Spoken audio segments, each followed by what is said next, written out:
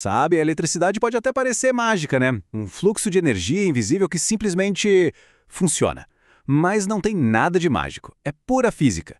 E por baixo de todo o aparente caos de fios e componentes, existem regras. Regras bem simples, na verdade, que colocam ordem em tudo. Hoje a gente vai desvendar as duas leis que governam absolutamente todos os circuitos elétricos que existem. E essa é a grande questão. Quando a gente olha para um diagrama de circuito, pode ser um pouco intimidador. Parece um labirinto de caminhos. Mas e se existisse um mapa para esse labirinto? Uma chave que decifra qualquer um deles? A boa notícia é que essa chave existe, e são só duas regras. Duas leis que, quando a gente entende, tornam o complexo surpreendentemente lógico. Então, esse aqui é o nosso roteiro.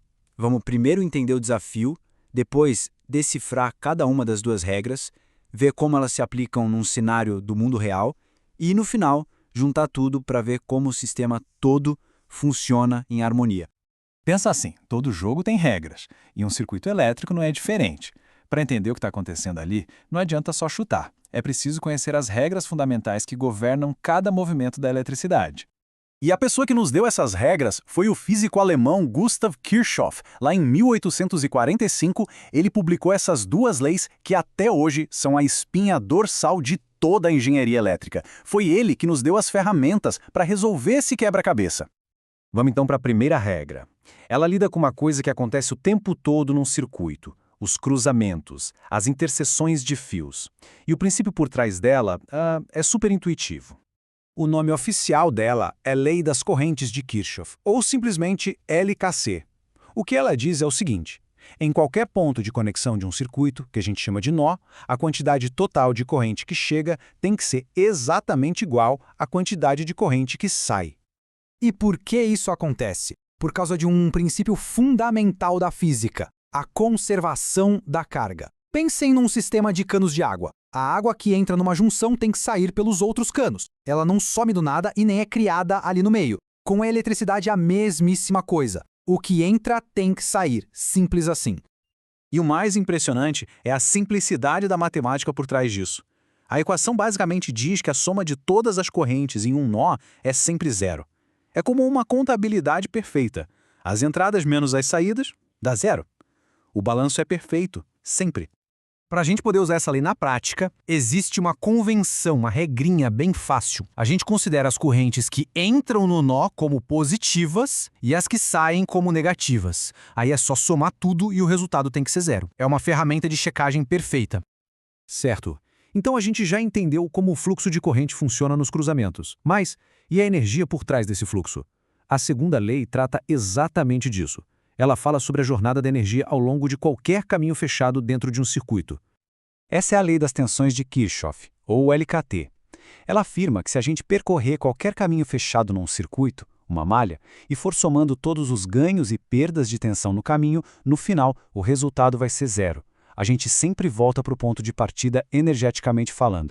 E isso acontece por outro princípio fundamental: a conservação da energia. Pensa que é como fazer uma trilha numa montanha. A energia que se ganha para subir tem que ser a mesma que se gasta para descer e voltar para o ponto inicial. Num circuito, as fontes de energia, como baterias, empurram para cima, e os componentes, como resistores e motores, consomem essa energia descendo o morro. E, de novo, olha só a elegância e a simplicidade da equação. A soma de todas as tensões, sejam elas ganhos ou perdas, num circuito fechado é sempre zero. É a garantia matemática de que a energia não é criada do nada nem se perde no caminho. A contabilidade da energia sempre fecha. Para aplicar isso, a gente escolhe uma direção para andar no circuito. Por exemplo, o sentido horário. Se a gente passa por uma bateria do polo negativo para o positivo, é um ganho de energia, então o valor é positivo. Se a gente passa por um resistor no mesmo sentido da corrente, é uma perda de energia, um consumo, então o valor é negativo. No final, a soma de tudo, zero. Tudo bem, a teoria é ótima, né? Mas como isso se aplica no mundo real? É agora que essas leis saem do papel e se tornam ferramentas essenciais no dia a dia, lá no chão de fábrica. Imagina um cenário bem real, uma linha de produção de carros. Tem um barramento, que é um cabo de energia bem grosso, alimentando 3 motores gigantes. A gente consegue medir a corrente total que entra nesse barramento e a corrente que vai para 2 dos motores. Como a gente descobre a do terceiro? A solução É só aplicar a LKC. A corrente total que entra, que são 180 amperes, tem que ser igual à soma das correntes que saem. Se o motor 1 consome 70 e o motor 2 consome 50, a gente já tem 120. Para chegar em 180, faltam 60. Pronto, o motor 3 consome 60 amperes. É com esse cálculo que o engenheiro dimensiona disjuntores e cabos para garantir a segurança de toda a instalação. Agora, vamos para um cenário da LKT.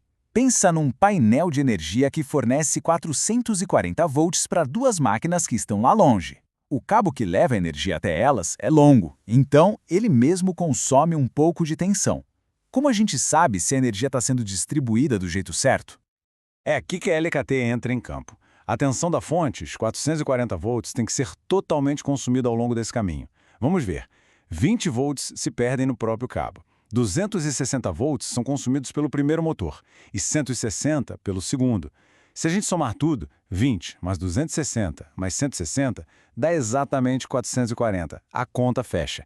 Isso mostra que o sistema está equilibrado. É assim que técnicos diagnosticam problemas e garantem que cada equipamento está recebendo a energia que precisa para funcionar bem. No final das contas, o ponto principal não é escolher entre uma lei e outra. Elas trabalham juntas. Elas são um sistema, um método completo para analisar qualquer circuito elétrico, não importa o quão complexo ele seja. Se a gente for resumir tudo, fica assim. A LKC é a lei do fluxo. Ela governa como a corrente se divide nos nós e se baseia na conservação da carga. Já a LKT é a lei da energia. Ela governa como a tensão se distribui nos caminhos fechados e se baseia na conservação da energia. Uma cuida do fluxo, a outra cuida da força desse fluxo. Juntas, elas são os dois pilares da análise de circuitos. E talvez a lição mais importante seja essa. As leis de Kirchhoff não são só para passar na prova de física. Elas são, de verdade, as ferramentas do dia a dia de quem projeta e conserta a tecnologia que move o nosso mundo.